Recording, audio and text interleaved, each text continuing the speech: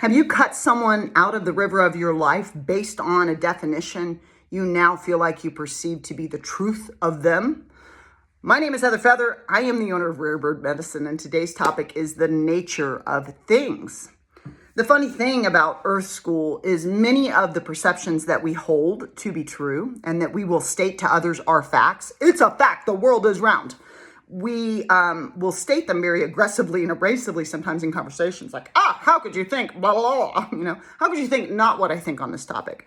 But many of the perceptions we hold are based in very little information that we've gained. Have you yourself gotten in a rocket that went in a circle around the Earth, or, around that line and then back and then up and around the flat disk? Or have you yourself gotten in a plane and flown from one point all the way around that point to see what the shape of the Earth is? Unless you've done that, you are not a knower of the shape of the Earth. You are a knower of information you've been handed of what shape the Earth is. Long, long ago, that information you would have been handed is that it's flat. Then you would have been handed that it's round. Then through more observation, you would have been handed that it's more ovular, which is the current perception. It's a bit ovular, it's not perfectly round, right? So that's the current scientific perception of what the Earth is, based on information somebody else hands me. Heather Feather hasn't looked at the Earth all the way around at all. I am not a knower of what shape the Earth is, although I can definitely speculate and get on my high horse and believe I'm right about what it is that I think. The truth is, until I, with my own eyes, experience it, I do not know. I'm handed photos, I'm handed concepts, I've been handed this information.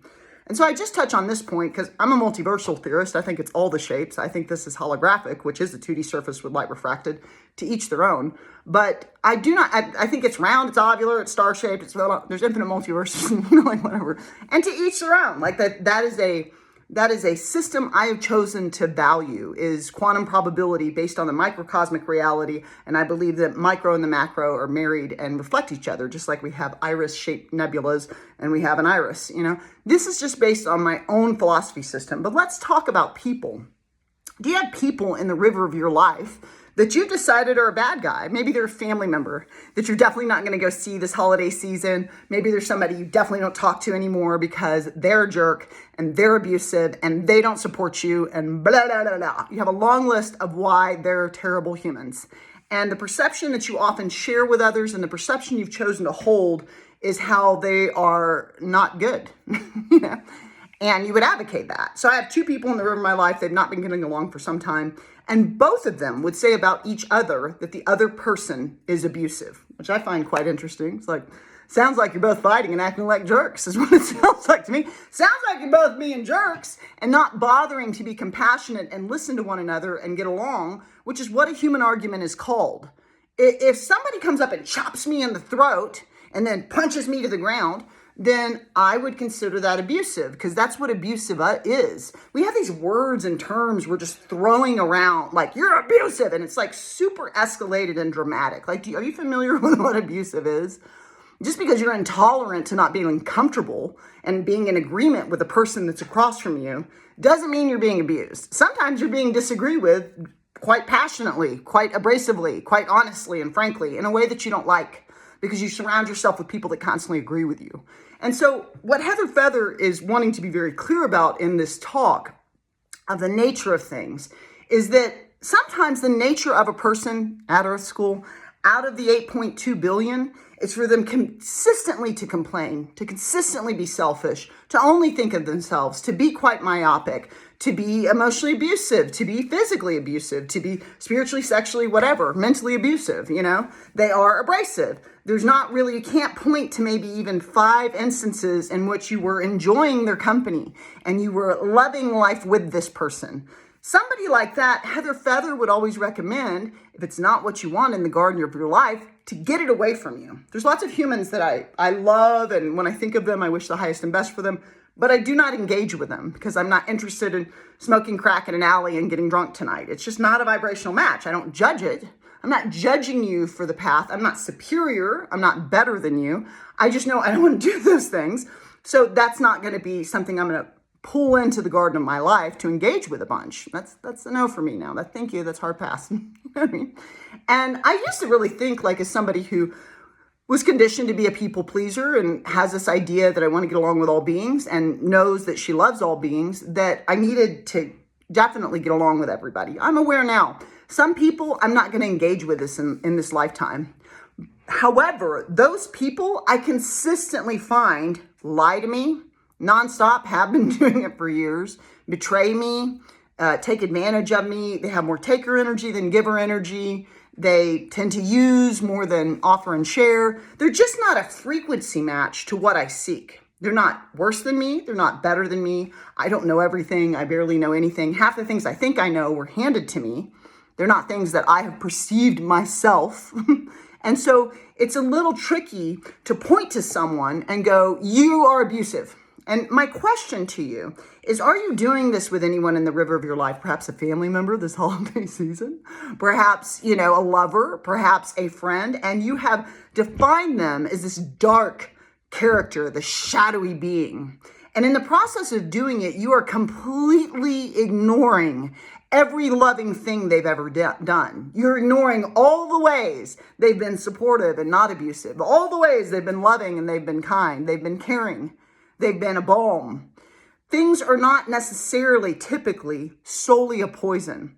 Most two-leggeds are offering an amalgamation of poison and medicine, is one way Heather would say it, or love and fear. It's like a grab bag of those things being shaken up and thrown into the field, and you're getting variations of it. There's some two-leggeds in the river of Heather's life that have faced her in a very toxic and poisonous state because I just lost my mother or whatever. I'm grieving and I feel crazy, and I do want to chop you in the throat right now. Feels super nuts. Please get away from me. So I haven't always been my best self, and there are people that have engaged with me when I was in a shadowy place or a dark place or had only toxicity to offer that could say from that perception, she's like this. But if you're getting honest, which I love the truth, with yourself, about your family members, about your friends, about your lovers, the reality is most two-leggeds vacillate between toxic, abusive, abrasive, aggressive, fighty, sad, weepy, complaining, negative, dark, shadowy, wasteful, wasted, complaining. Humans love to waste their whole lives complaining behavior. Complain, I got another complaint. I got a bunch of complaints. Let me pour it in your ear like poison. Burp, And love and laugh and joy and laughter and telling jokes and being silly and being a goose and having fun and having a nice time and giving a hug and being aware. Like, we are variant creatures and we are complex creatures, and there's a lot that goes into a being. Now, Heather Feather has met many beings in the river of her life because I've traveled a lot, I've explored a lot, I've been around a lot of extroverted people that have engaged me in meeting a lot of different people. I have met several people that are people I do not want in the river of my life, not because I'm above them, not because I'm better than them, not because I know who and how they should be. I'm not here to write people's characters, but because I'm aware that this character I don't want to go lay in the gutter with crack and alcohol and spend my evening in the gut. It's just not what I want to do. I'm not above it. I'm not superior to it. It's just not how I want to spend my weekend. So if that's what you want to do, cool. You do you, boo-boo. I hope you enjoy your life. You know what I mean? You're going to die for sure. We're all going to die. Hey, everybody. We're all going to die. It's going to be like a blink of an eye. We all get to die. We all get to exit this place. It's going to happen in like a blink of an eye. You're going to go blink, blink, and then you'll be dead. So during those blinks, what are you doing?